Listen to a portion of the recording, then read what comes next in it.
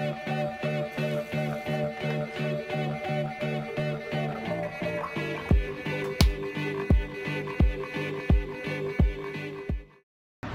so we've just come down off the Stelvio. I've survived coming up an epic mountain pass and down, well, just on a higher bike. I thought it would be a good idea to have a look at the higher bike, what modifications I made to it out of the store. We had to spend about half an hour on it getting it right. It was halfway there, but it needed a little bit more work. If I had my whole toolkit, we would have done a lot more to it. So let's have a look at the bike and some of the quick mods I did. So as we saw in yesterday's video, I did a quick review of this up the Gavia. And I'll show you what I actually did to the bike. So I didn't travel with bottles, I didn't have enough room. So I went and got myself some sports mix bottle custom freebie combo, about €8 for that. Bottle here, as mentioned yesterday, hand signed by Tommy Vukla. Sorry mate, the value of this bottle's next to nothing now, so we might leave it on the bike in the store. Talking through the mods, the cleats, I use blue cleats that have about 5 degrees or 10 degrees of float. With these pedals they had about 50 degrees of float, so we had to tighten these up. There, same on the other side. The gears themselves actually worked. Had a bit of a joke yesterday, they didn't, they were fine. So the gearing's lined up, not hard to get that sorted with the old Tegra, rock solid. The brake pads, they were too far open. Quick twist on those to make sure they were the same, had the same brake pull as I like. So a quick twist on those, both back and forward. The brake box weren't too badly lined up, but given there's a bit of wear on these, I dropped the brake pads a little bit, just to be sure. Also, as mentioned, there's glass all the way through the front tyre when I got it out of the store. So I spent quite a bit of time picking the glass out, and that worked really well. No punctures for 2 days in some pretty hot and sticky conditions on the road. What else? Next was the bars themselves are up a little high. So we've actually rotated those down a bit. I like to have mine relatively flat for comfort. We've rotated those down a bit.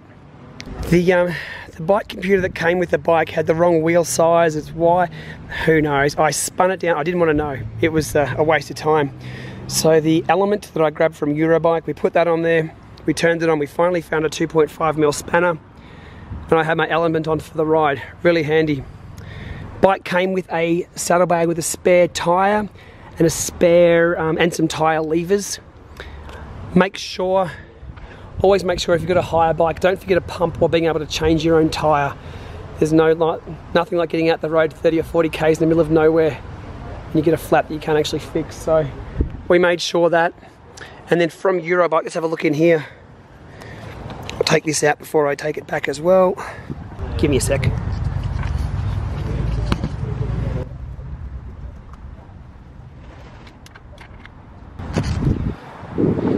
As you saw me walking around picking up lollies at Eurobike, I grabbed one which I thought was a box of mints. It wasn't, it was something better. It was actually a box of Kelly's Bicycles tube repair kit.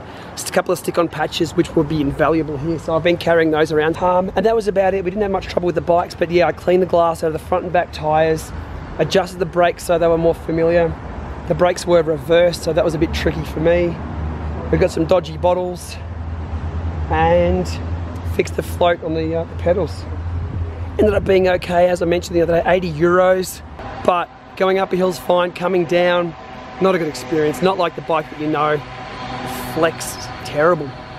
So a few things I'd travel with is a good multi-tool, a good light multi-tool, not just a super light one with only a couple of tools, one that has the whole range. It was really hard to find a 2.5mm tool for that Wahoo mount.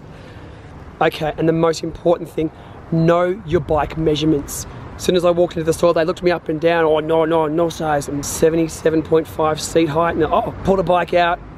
It was it's an integrated seat post, which I can't stand, but it suited me just fine. So know your measurements.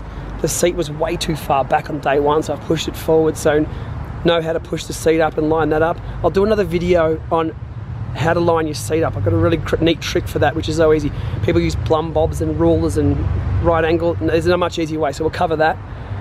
That's about it. So know your measurements, customize the bike, and don't accept what you get out of a store, because sometimes it'll be for everyone, not for you. A few quick tips, and we got up and down the Stelvio, so that's a credit to a cheap bike and a few mods.